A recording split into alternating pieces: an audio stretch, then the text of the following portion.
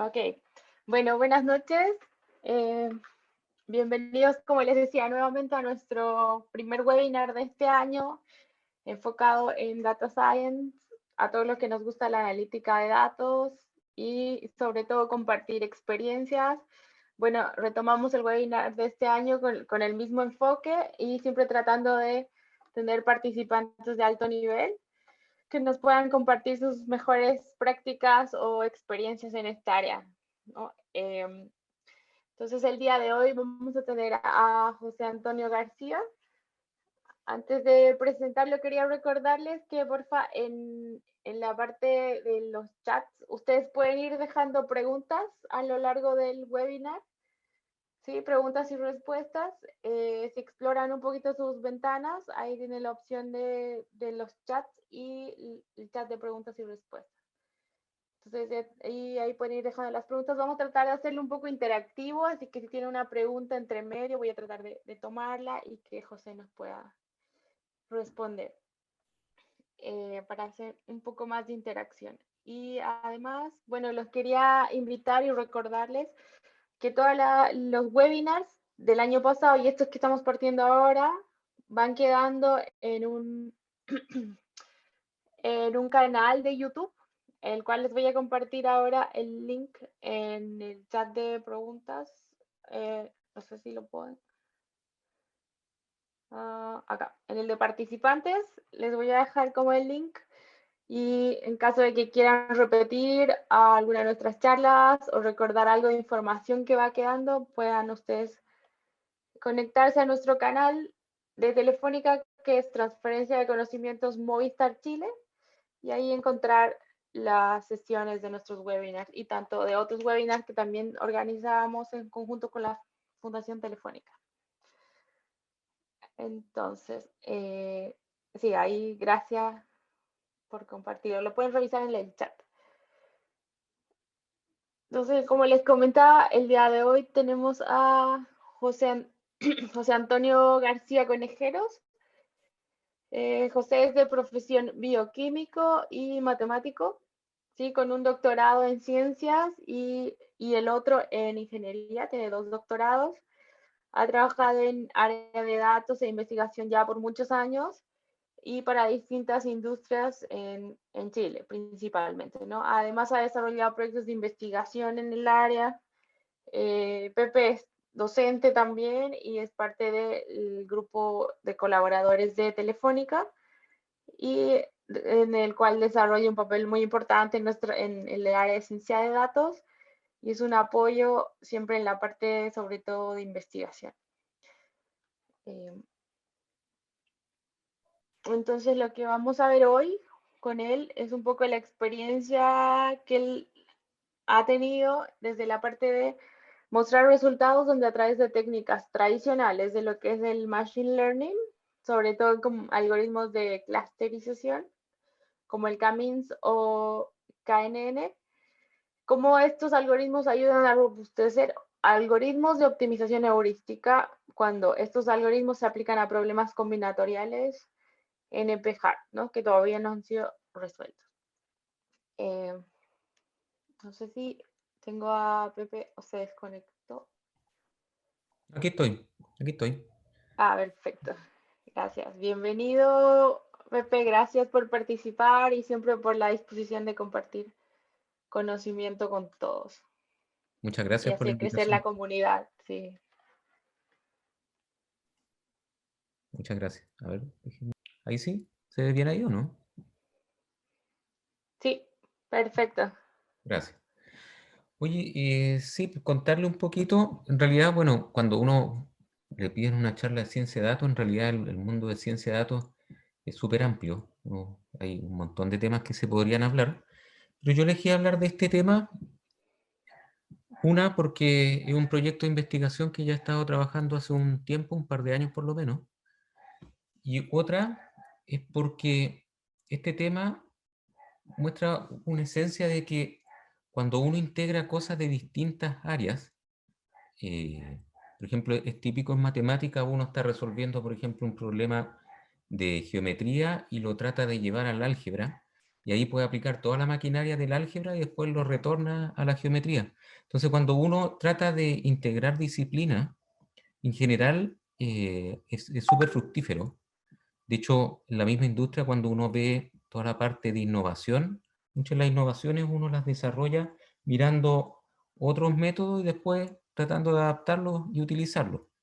Entonces, en este caso, nosotros vamos a hablar un poquito de dos grandes áreas que son, no vamos a hablar en términos específicos de Machine Learning de las técnicas, pero sí vamos a ver cómo estas técnicas básicas, digamos que ya existen hace un montón de tiempo, sirven para abordar otro tipo de problemas también de la parte de inteligencia artificial que tiene que ver con todo el tema de optimización y particularmente temas de optimización combinatoria. Entonces, como para introducir un poquito el concepto, cuando estamos pensando en optimización combinatoria o combinatorial, uno podría decir que es un campo de la optimización matemática que se relaciona mucho con investigación de operaciones. De hecho, cuando uno busca ejemplos, bueno, en la parte de investigación de operaciones aparece una cantidad enorme de ejemplos y a nivel industrial también. Y otra de las gracias que tiene esta optimización combinatoria que, si bien es cierto, tiene muchas aplicaciones, pero también está muy relacionado a la parte de teoría de algoritmos y complejidad computacional, ¿vale? Entonces, ahí hay temas bien interesantes que se pueden ir utilizando justamente para resolver este tipo de problemas. ¿Y qué pasa con estos problemas?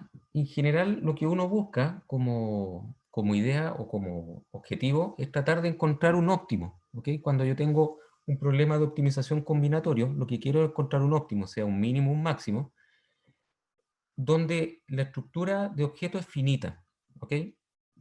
Entonces, eso en general tiene dificultades importantes porque, por ejemplo, cuando uno tiene un espacio continuo, uno puede mirar vecindades y de la vecindad uno puede sacar mucha información. Cuando el problema es combinatorial, eso es un poquito más difícil. Se puede hacer, pero es un poquito más difícil, ¿ok? Y por otro lado, cuando los problemas son grandes, ocurre que la búsqueda de todas las posibles combinaciones no es factible, o sea, no es manejable. Y pasa también, en la parte de optimización hay como dos grandes líneas, lo que se llaman métodos completos y técnicas o métodos incompletos. Pasa mucho que los métodos completos que tratan de buscar la solución al óptimo global fallan muchas veces en estos problemas cuando son demasiado grandes y le da el paso a todo lo que son técnicas heurísticas y metaheurísticas que permiten abordar problemas combinatoriales, ¿no es cierto? Donde vamos a tener elementos finitos, o podrían ser infinitos, pero en general numerables. Y no asegurar una solución óptima, pero sí asegurar una buena solución en tiempos adecuados, ¿vale? Y hay problemas típicos, como por ejemplo el Traveling Salesman Problem, que existe hace no sé cuánto, pero mucho tiempo. Hay otro que es muy conocido que vamos a hablar un poquito más en profundidad, que se llaman los problemas de la mochila o los NASA Problem, eh, que es donde particularmente apliqué algunas técnicas de Machine Learning para justamente resolver ese tipo de problemas. ¿Ok? Por otro lado, tratando de dar un contexto a lo que es la metaheurística, uno podría pensar que en general las metaheurísticas es un proceso iterativo que tiene algún principio guía, ¿ok? Y que por abajo probablemente tenga un conjunto de algoritmos, heurísticas particulares del problema y que esta metaheurística las va dirigiendo, o sea, de alguna forma dirige cómo estos algoritmos específicos para el problema van encontrando la solución, ¿ok? Y ahí nuevamente es un mundo súper grande. Ahí, por ejemplo, podemos encontrar técnicas como los algoritmos genéticos, como algoritmos de evolución diferencial, los algoritmos de trayectoria, los de enjambre. Entonces hay un mundo súper grande en la parte heurística y metaheurística, ¿ok? Pero lo importante es que en general se considera que es una forma iterativa donde yo voy guiando de una forma eficiente para poder encontrar esta solución, entre comillas, óptima, no necesariamente global, pero algo que sea de buena calidad y nos permita resolver el problema en una cantidad de tiempo razonable. ¿Ok? Hay que pensar que estos problemas, sobre todo los que son de tipo NP-hard, cuando las instancias son grandes, tratar de resolverlo en forma exhaustiva pueden ser cientos de años. Aquí un poquito, el que quiere hacer un estado del arte o ver aplicaciones, en realidad toda la parte de optimización tiene aplicaciones súper grandes a todos los niveles. Por ejemplo, hoy día está súper de moda toda la parte de sustentabilidad o sostenibilidad. Vamos a ver al final que se pueden hacer temas en temas de sustentabilidad, no sé, finanzas, logística, temas de ingeniería civil, específicamente temas de Machine Learning. Usualmente problemas combinatorios a nivel de Machine Learning tenemos, por ejemplo, toda la parte del tuning de parámetros, que usualmente a un científico de datos le trae dolor de cabeza poder resolver. Es un tema no trivial, ¿no es cierto? Y cuando queremos hacer un grid search o alguna técnica que trata de ser exhaustiva, cuando el número de parámetros crece, se hace bien difícil manejarlo y tenemos que ver, hacer algún tipo de cómputo distribuido o tratar de buscar alguna técnica que guíe la búsqueda de parámetros en forma más eficiente. Otro ejemplo, toda la parte de la selección de características, es un tema que de hecho a nivel de investigación se está desarrollando un montón para justamente identificar dentro del conjunto de características cuál el subgrupo más adecuado para algún problema o alguna pregunta que yo quiera resolver a través de esas características. Entonces, ahí los problemas combinatorios y las técnicas metaheurísticas permiten abordar, digamos, toda la parte de optimización en estos problemas que son difíciles de tratar. ¿Ok?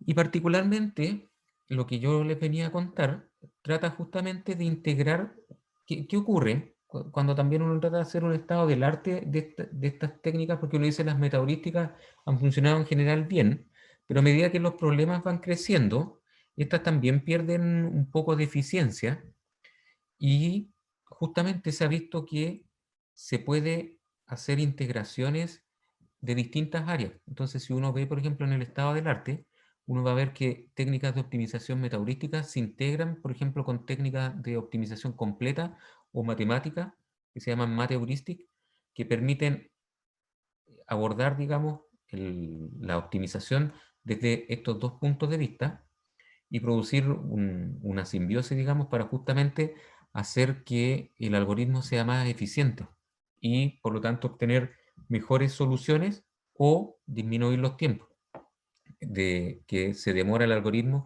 en obtener la solución. Pero aparte de eso, hay otras integraciones. Por ejemplo, uno puede ver que estos algoritmos metaheurísticos se integran con temas de simulación también. Yo puedo hacer simulaciones y metaheurísticas para justamente ir tomando las decisiones. Entonces hay toda una línea que se llama Sim Heuristic.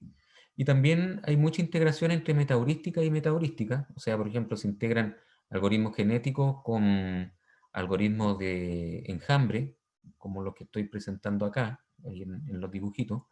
O, por ejemplo, algoritmos de trayectoria con algoritmos de enjambre. Y justamente las dos formas de abordar la problemática, usualmente cuando se integran de manera adecuada, eh, produce mejores resultados, es un algoritmo más robusto. Y curiosamente, uno dice, estos algoritmos heurísticos y metaheurísticos generan un montón de datos. Y uno como científico de datos, naturalmente, cuando ve datos, quiere tratar de sacarles algún provecho. Entonces ahí justamente sale la pregunta, ¿y podremos integrar estas metaheurísticas con algoritmos de Machine Learning para que estos ayuden al movimiento de esta metaheurística? Y efectivamente la respuesta es sí se puede y funciona en general cuando se hace una buena integración, bien. Y esto ya tiene su tiempo, pero es relativamente nuevo, o sea, debe estar hace como 5 o 6 años de manera fuerte haciendo todo este procedimiento. Y de hecho, eh, se han permitido mejorar soluciones a problemas que llevan años, de alguna forma sin poder resolver o sin poder romper el mejor máximo o mínimo, y a través de este tipo de integración entre Machine Learning y metaheurística se ha podido generar esos algoritmos robustos que han permitido o generar mejores soluciones o por otro lado disminuir tiempos de convergencia del algoritmo para obtener la mejor solución. Y cuando se hace un estado del arte, en realidad aquí más que el Machine Learning ayude a las metaheurísticas, se ve en ambas direcciones. Por ejemplo, uno ve que algoritmos de metaheurísticos también ayudan a problemas de Machine Learning, como lo veíamos recién en el tuning de parámetros. Hay muchos algoritmos, y de hecho hay librerías que utilizan algoritmos genéticos para poder hacer el tuning de parámetros de una forma más eficiente. No es la única forma de aproximarse, pero efectivamente las metaheurísticas habían aportado sobre el tema de Machine Learning. Todo el tema de redes neuronales, en vez de utilizar, por ejemplo, backpropagation con algoritmos de, que utilizan el gradiente para hacer la optimización, se utilizan también metaheurísticas para hacer que este algoritmo sea más eficiente. Y eso particularmente lo han hecho con redes neuronales que se están entrenando con un volumen de datos importante. Y ahí lo que se ve es que en general la metaheurística demora menos tiempo, dependiendo, no siempre es tan eficiente como un backpropagation con un Stochastic Gradient Descent o un ADAM, pero bajo ciertas condiciones permite mejorar la convergencia tanto en tiempo como en calidad. Pero en este caso, lo que nosotros vamos a ver es cómo las técnicas de Machine Learning nos pueden ayudar a mejorar problemas, o sea, algoritmos de optimización metaheurísticos. Y aquí en esta gráfica es lo que yo les presento un poquito. Cuando uno hace un barrido de esto, normalmente hay tres problemas, tres grandes formas que se integran estos algoritmos de Machine Learning. Uno, a nivel que se llama de alto nivel, donde los algoritmos de Machine Learning se utilizan para seleccionar algún algoritmo particular o grupos de algoritmos de optimización, en este caso metaheurístico, basado en distintos criterios, que por ejemplo puede ser un criterio cooperativo, o un criterio de selección de algoritmos, o un criterio hiperheurístico.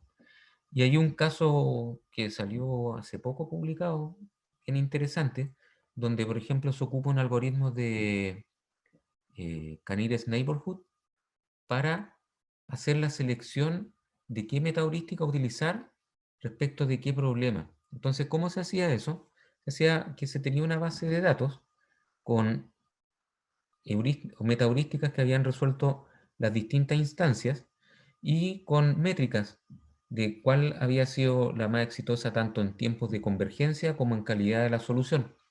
Entonces después, con este algoritmo de vecinos cercanos, se veía el problema que se quería resolver, se trataba de identificar qué problema se le parecía y en función de eso se trataba de obtener, y ahí está, digamos, el problema parecido es el vecino cercano, y de este grupo de vecinos cercanos se trataba de obtener el algoritmo que mejor había resuelto estos vecinos cercanos, y ese era el que se aplicaba para resolver finalmente el problema en específico. Entonces, esa era una aproximación bien interesante porque ahí hay teoremas estos típicos no free lunch que de alguna forma nos dicen que no existe el algoritmo perfecto que va a resolver en forma eficiente todos los problemas, sino que algunos resuelven bien unos y otros resuelven bien otros. Entonces, una forma de salvar ese tipo de situaciones es, por ejemplo, hacer integraciones de alto nivel. Otro tema que es bien interesante es hacer integraciones que se llaman de bajo nivel, donde uno tiene los operadores, en este caso, por ejemplo, un operador de, de metaheurístico que está haciendo la transformación, o un típico operador que se integra con la metaheurística de búsqueda local, uno lo puede de alguna forma potenciar con técnicas de Machine Learning, ¿ok? Entonces ahí uno ve, por ejemplo, que toda la parte del tuning de parámetros de las metaheurísticas o la iniciación de soluciones en la metaheurística, toda la parte de cómo transforma un algoritmo que solo funciona desde en espacios continuos a resolver problemas discretos a través de una binarización o una discretización, uno puede integrar técnicas de Machine Learning para hacer más robusta ese proceso. Y ahí hay una cantidad de artículos impresionantes escritos en este último tiempo, y yo particularmente les voy a contar una que tiene que ver con temas de binarización, ¿vale? Y el otro tema que ha estado bastante fuerte ahora último, tiene que ver con los problemas de cuando el problema de optimización tiene una función objetivo que es muy difícil de calcular, ¿no es cierto? Por ejemplo, también les voy a mostrar algún ejemplo, un puente. Un puente, cuando yo tengo que calcular el costo de un puente o la emisión, cuánto emisión de CO2 significa construir un puente, me significa una cantidad enorme de cálculos. Entonces, generar un algoritmo de optimización es súper difícil porque el solo hecho de aplicar esta función fitness o esta función calcularla, me demora, incluso a veces puede ser horas en el proceso de cálculo. Entonces aquí también hay una línea que tiene que ver con cómo podemos hacer funciones que predigan esta función objetivo o que predigan los típicos constraints que van a tener nuestros problemas de optimización. Y justamente se han utilizado técnicas de Machine Learning para poder eh, hacer ese tipo de predicciones o ese tipo de identificación de constraint, con lo cual, si la cosa funciona bien, uno puede de alguna forma mejorar los tiempos de los algoritmos y poder aplicar finalmente algún algoritmo de optimización, ¿vale? Entonces yo les quería hablar un poquito más en detalle justamente de una familia de problemas que se llama los problemas de la mochila. Y aquí yo voy a contar un poquito de lo que yo he hecho en lo que se llama el problema de la mochila multidimensional, que es el que está abajo. ¿Ok? En este caso son problemas bien simples de enunciarlo, pero en general difíciles de resolver. De hecho, este problema debe tener más de 50 años y las técnicas completas han resuelto problemas de tamaño mediano. ¿Qué significa un problema de tamaño mediano? Nosotros en el problema de la mochila vamos a tener elementos, ¿ok? Entonces vamos a tener distintos elementos y cada elemento va a tener un profit, que ahí en nuestra ecuación se muestra como un P, ¿no es cierto? Un P sub J, donde J es el elemento. Entonces esto tiene un profit y la idea es poder maximizar ese profit, pero sujeto a ciertas restricciones. Usualmente cuando uno trata de modelar un problema real, el problema nunca es abierto, siempre tiene algún tipo de restricción, ¿no es cierto? Y en este caso nuestras restricciones son un constraint, un problema, digamos, benchmark, pero en general se aplica a un montón de situaciones de la vida cotidiana. Entonces, estos constraints, que se van a llamar C sub y sub J, si se dan cuenta, son constraints que están asociados al elemento J, pero también a la mochila I. Entonces, en este caso, este problema tiene muchas mochilas, por eso es multidimensional en el tema de las mochilas, y tengo que seleccionar los elementos que puedan entrar en todas las mochilas, la misma cantidad de elementos, ¿no es cierto? O sea, si selecciono del 1 al 6 y tengo 10 mochilas, tengo que ser capaz de poner en esas 10 mochilas los 6 elementos, satisfaciendo las restricciones de cada una de las mochilas.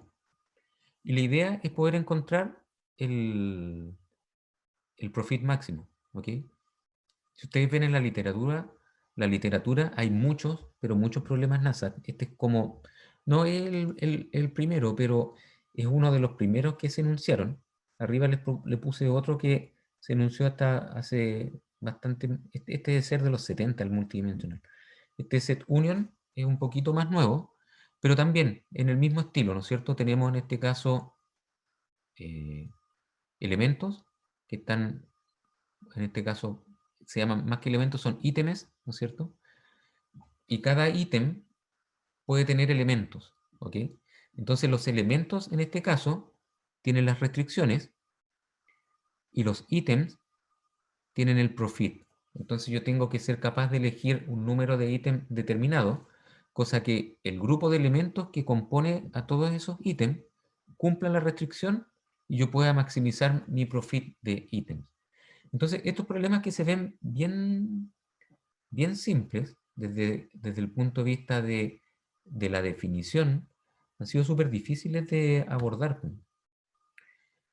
Y lo que se hizo en lo que yo les proponía es que, digamos, la investigación que estoy mostrando en esta presentación, es que se tomó un algoritmo que se llama de tipo swarm, que significa de tipo de enjambre, donde yo puedo tener muchas partículas y estas partículas se van a ir moviendo. Usualmente se mueven siguiendo, por ejemplo, al mejor del enjambre o al mejor del enjambre y al mejor de la partícula en las distintas iteraciones.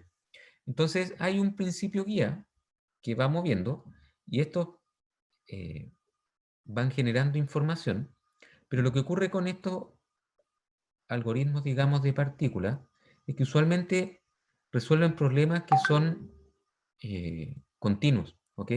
En este caso, por ejemplo, un espacio continuo. Entonces, ellos se mueven súper bien en el espacio continuo, pero si se dan cuenta, el problema que propusimos anteriormente es un problema binario, que puede ser representado con ceros o unos. El problema, el elemento está en la mochila o no está en la mochila. Entonces, la pregunta es cómo nosotros podríamos adaptar un algoritmo que funcionaba bien para espacios continuos, hacerlo eficiente y resuelva un problema en forma robusta en un espacio binario o discreto. Y ahí lo que se propuso, y ahí habían técnicas que hacían eso, pero eran técnicas bien básicas en el sentido de, por ejemplo, ponían una función de transferencia, una típica sigmoidea o unas V-shape que tienen forma de V, que de alguna forma son capaces de tomar los reales y llevarlos a valores entre 0 y 1. O sea, de alguna forma tomar un valor y modelarlo entre comillas, intuitivamente como una probabilidad. Y en función de esa probabilidad ellos determinaban si era 0 o 1. Y eso que ocurría, en general, eran bien, a veces funcionaban bastante bien, pero otras veces funcionaban mal. Entonces, eran bien poco robustos en su funcionamiento, tenían mucha dispersión en los resultados. Algunos eran buenos, pero los volvíamos a correr, otros eran mediocres, otros eran malos. Entonces, lo que se propuso fue justamente decir, en vez de ir haciendo la binarización punto a punto, tomemos todos los puntos y apliquemos, por ejemplo, una técnica de clustering como un K-means, ¿ok?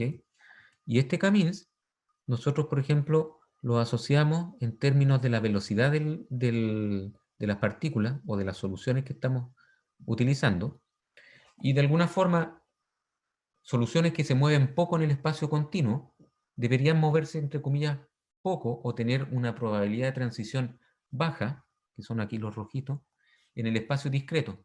Entonces generamos un clúster, por ejemplo, para velocidades pequeñas. Entonces aplicamos un K-means donde ahí se configuró el K, ¿no es cierto? Para ir discretizando o agrupando los puntos y a esos puntos asociándole probabilidades de transición. Y después cuando venía nuestro proceso de binarización, aplicábamos esa probabilidad de transición para decir si iba a cambiar o no iba a cambiar. ¿Ok? Entonces, ¿qué gracia tenía la propuesta? Es que, a diferencia de lo anterior, era capaz de mirar el conjunto completo de partículas y por lo tanto emulaba bien lo que se hacía en el espacio continuo, que de alguna forma lo que se quería era que el conjunto hiciera la optimización y no uno a uno en forma independiente. ¿Ok? Aquí un poquito más al detalle, ¿no es cierto?, de cómo esto se hacía. Entonces uno tenía vectores, en este caso de posición, uno tenía la metaheurística, que funcionaba en el espacio continuo, y se generaban velocidades, ¿no es cierto?, que iban a tener valores en los reales. Y esto lo tomábamos y lo clusterizábamos, ¿ok? Y al clusterizarlo nosotros podríamos generar probabilidades de transición. A cada clúster le asociábamos una probabilidad de transición. Y esas probabilidades de transición eran los que nos permitían generar la binarización del vector. Entonces partíamos con un vector, en este caso binario, generábamos movimientos en el espacio continuo, los clusterizamos, le asociamos sus probabilidades de transición y a través de una regla, digamos, de comparar esta probabilidad de transición, generábamos el nuevo vector en la iteración t más 1. Y aquí los resultados. Este es un problema que, si bien es cierto, ha sido resuelto por técnicas exactas. Este problema, ¿qué nos dice? Tiene 250 elementos y tiene 5 mochilas. Entonces es un problema mediano. O sea, para el problema multidimensional de la mochila es un problema mediano que ha sido resuelto por técnicas completas. O sea, conocemos el óptimo global. Pero aquí la idea era poder comparar la propuesta nuestra versus una propuesta que le llamamos una línea base, digamos, de comparación, ¿no es cierto? Donde en vez de utilizar un CAMINS, nosotros estábamos utilizando un algoritmo similar al que explicaba anteriormente con una función S. Entonces lo que uno ve, los celestitos, son la propuesta del CAMINS y los verdes, la propuesta, digamos, de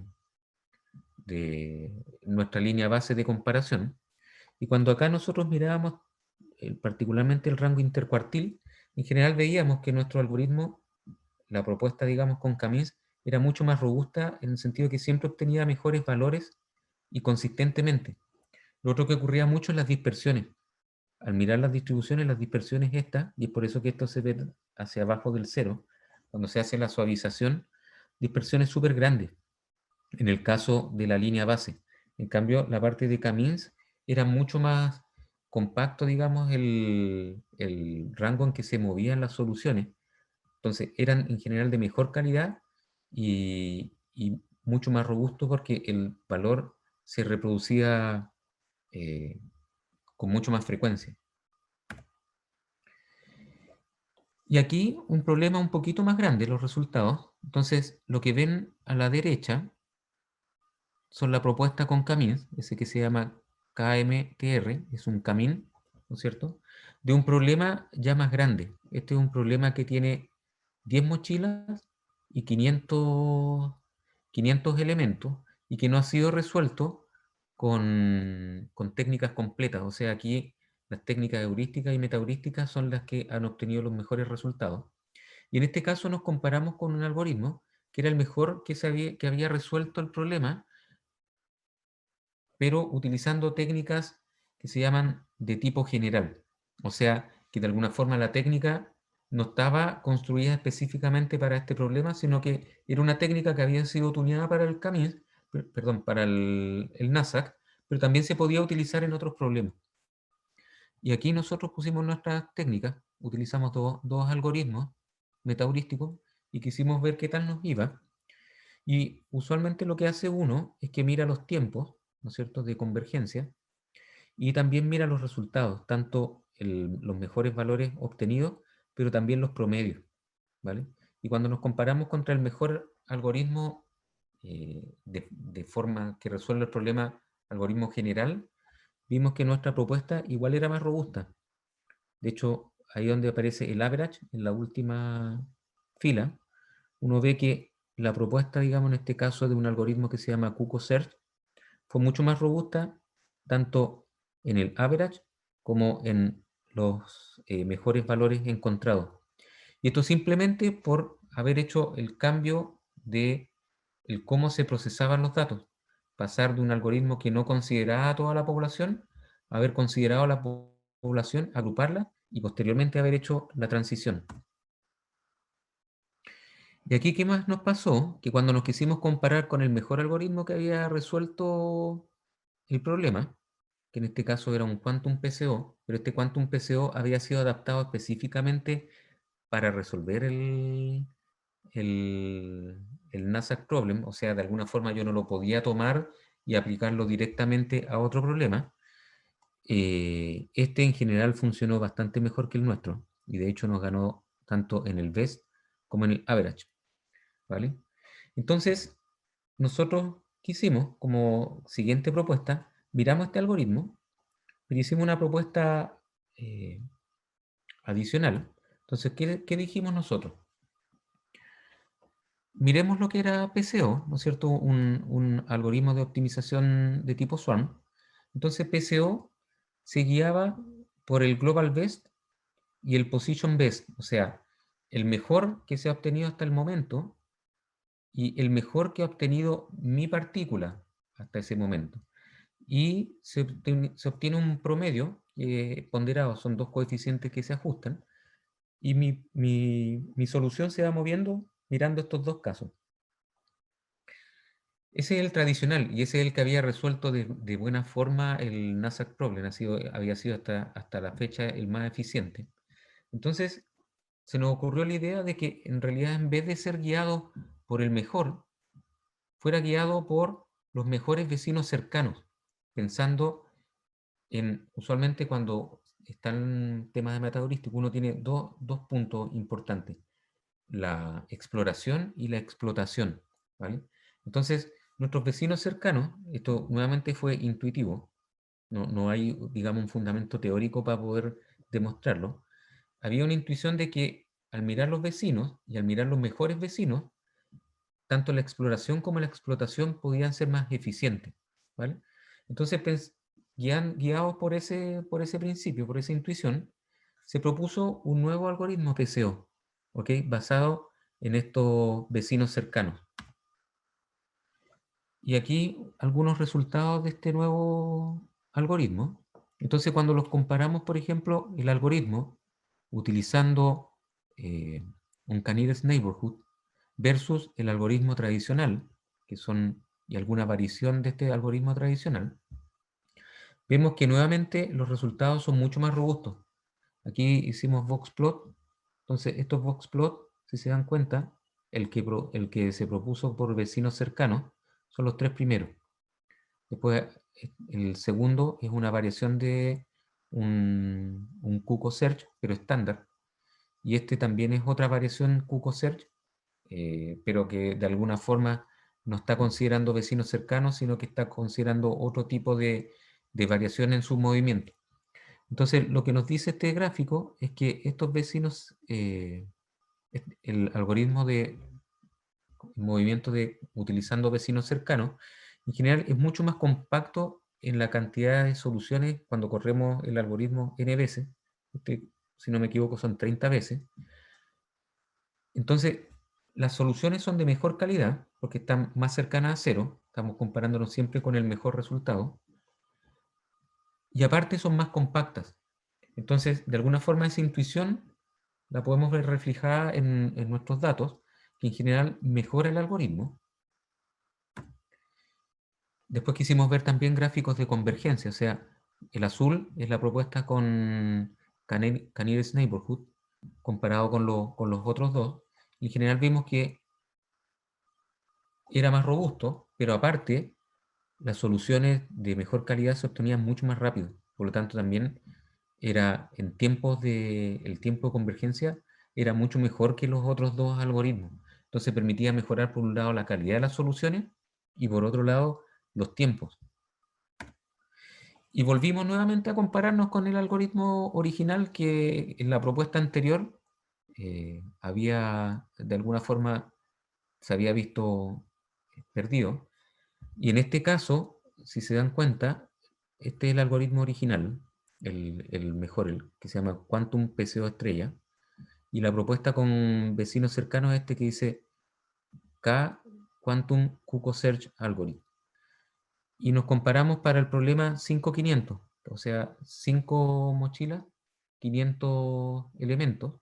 Y en este caso, la propuesta de Canidus Neighborhood fue pero mucho más eficiente que la propuesta de Quantum PCO, tanto como en los best values como en los promedios. ¿Ok?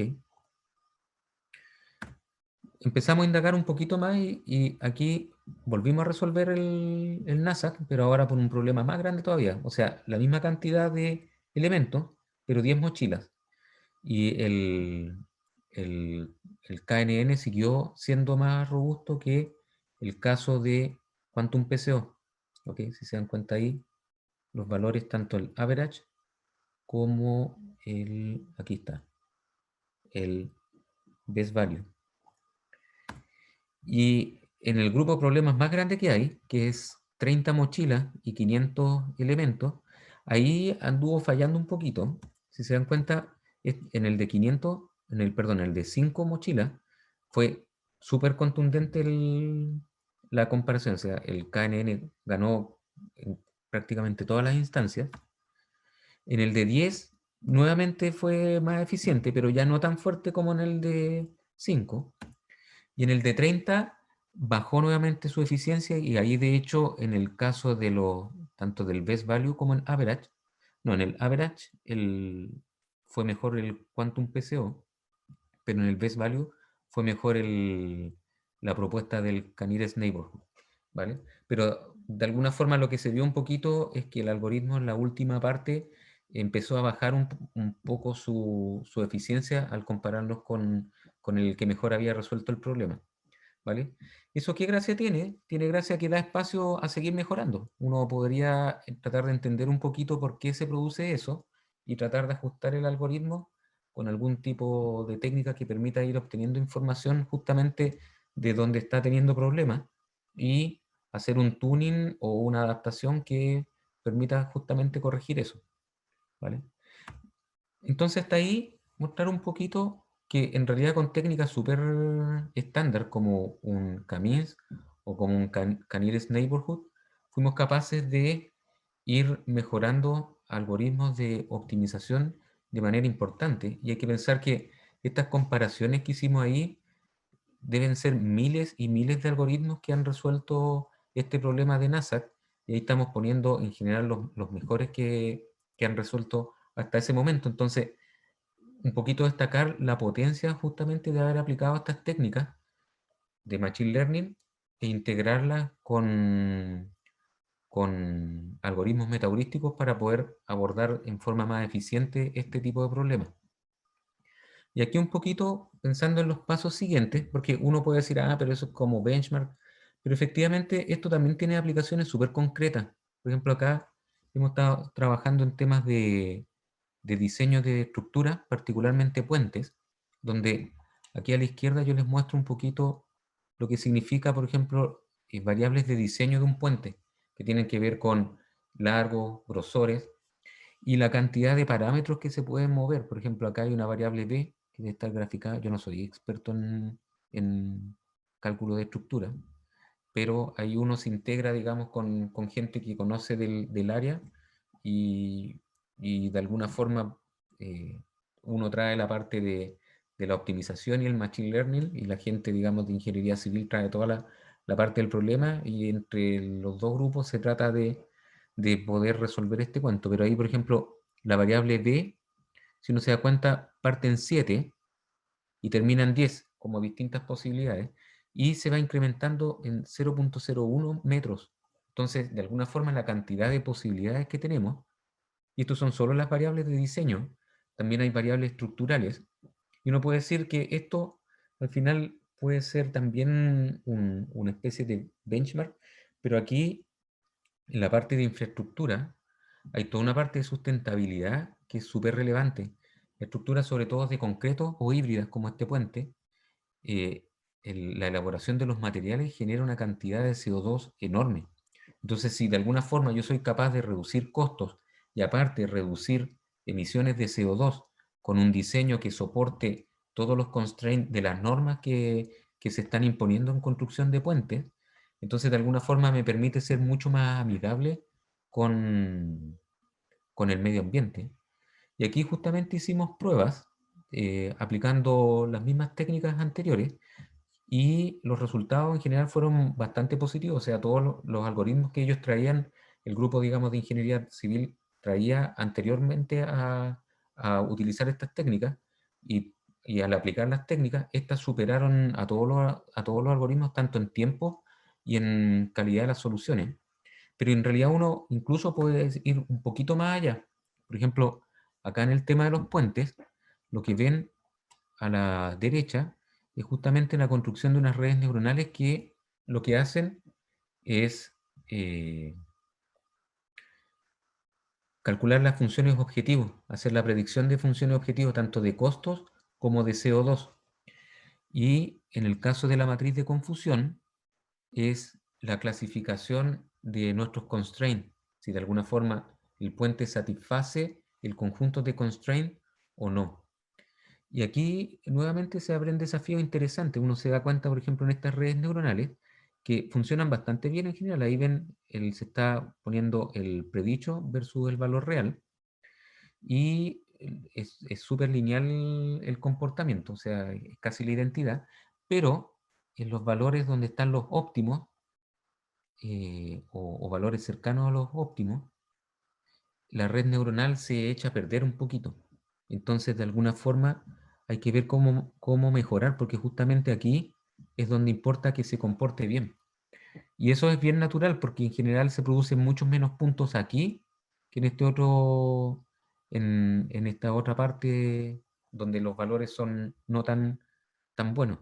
Entonces, de alguna forma, aquí se abren nuevos desafíos. ¿Cómo yo puedo calibrar esta red, pero ahora haciéndola mucho más fina en la parte donde me interesa justamente predecir bien, que es la parte cercana al óptimo, o en los constraints, donde de alguna forma se me produce justamente la desviación, no en la parte buena, sino que justamente en el borde. Y ahí nuevamente podemos utilizar técnicas de Machine Learning para tratar justamente de hacer más eficiente estos, eh, estos tipos de algoritmos de optimización para poder resolver en este caso problemas que son de sustentabilidad y en este caso también de costos de la construcción del puente. ¿Qué más tengo? Gracias, Pepe. Excelente presentación y bastante interesante el tema que abordas. Sí.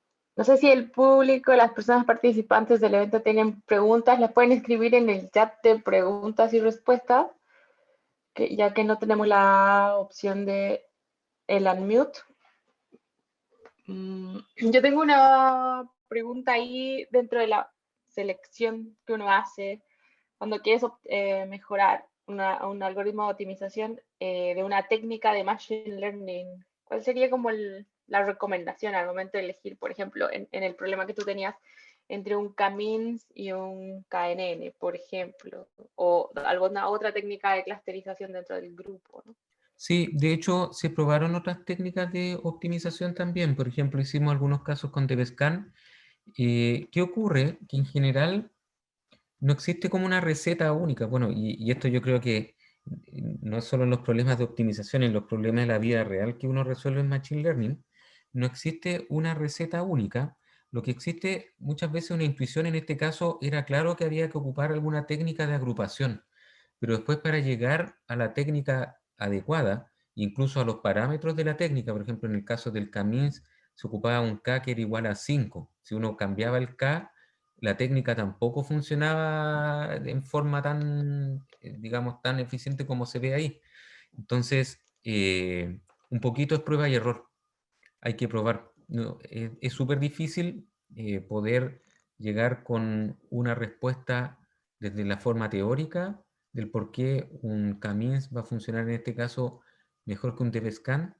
Creo yo que la forma más adecuada es tomarlo y probarlo y posteriormente comparar. Claro. Claro, y ahí se te suma, como comentabas, el poder setear primero los hiperparámetros o los parámetros de los algoritmos Machine Learning antes de que sean como eficientes, ¿no? Para tu modelo. Sí.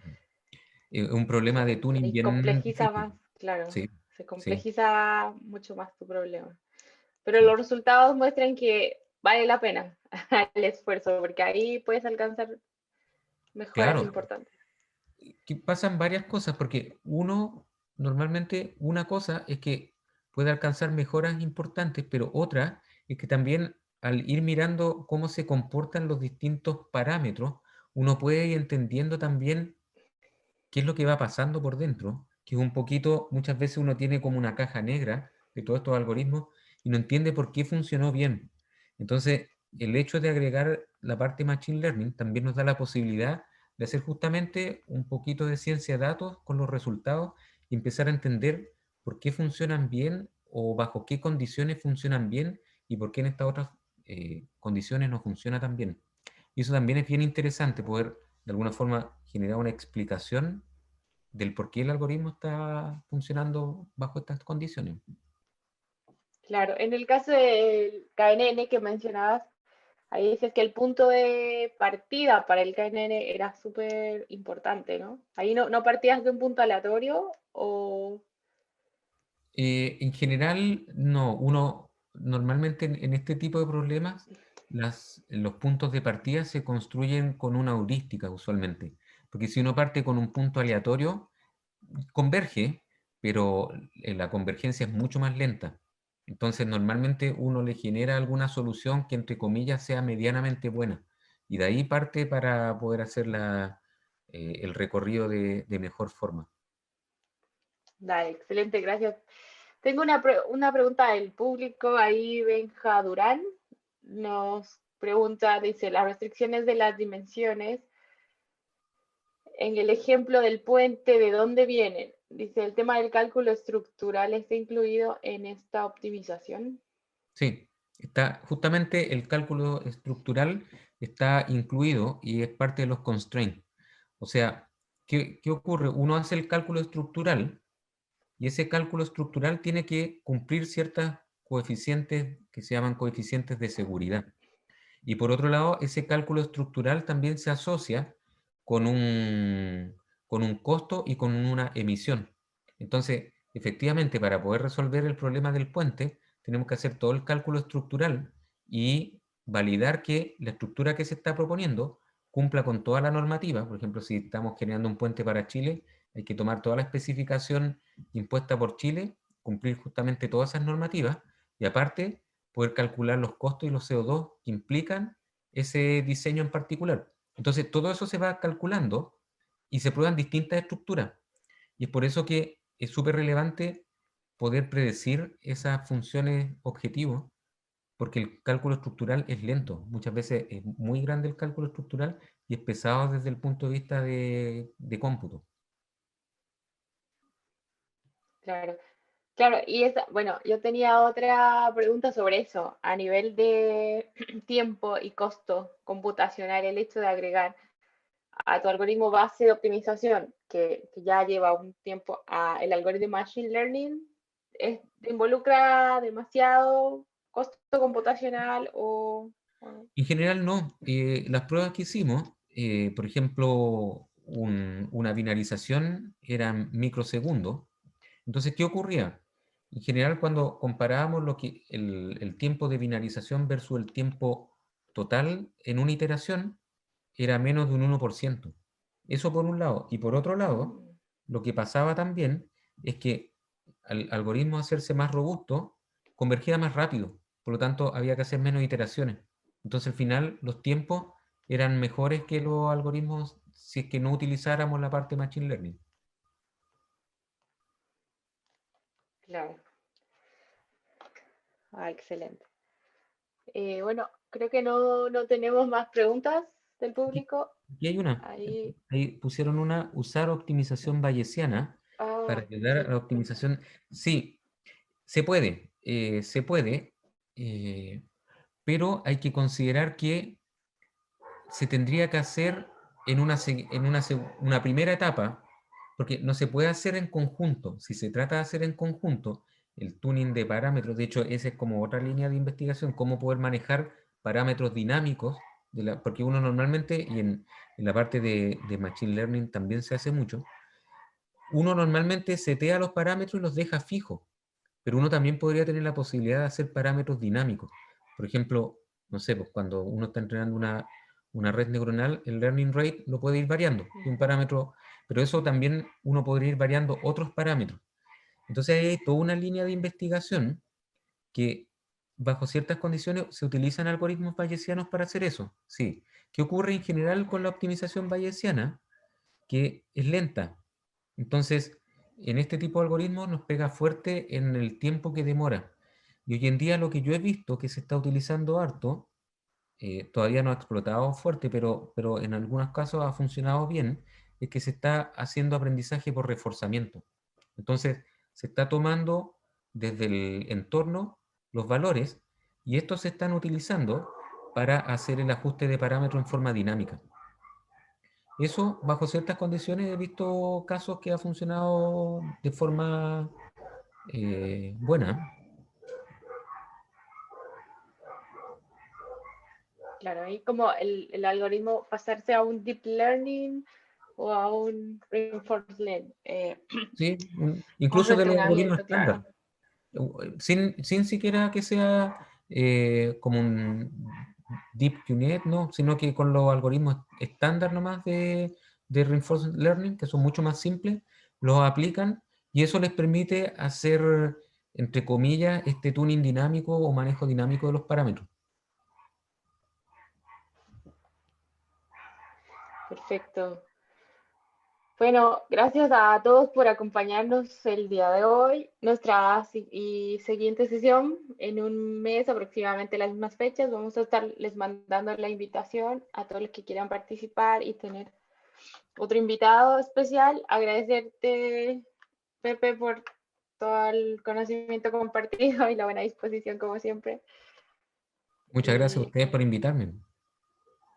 sí, y entonces nos estamos conectando a una próxima sesión. Gracias a todos. Chao, nos vemos.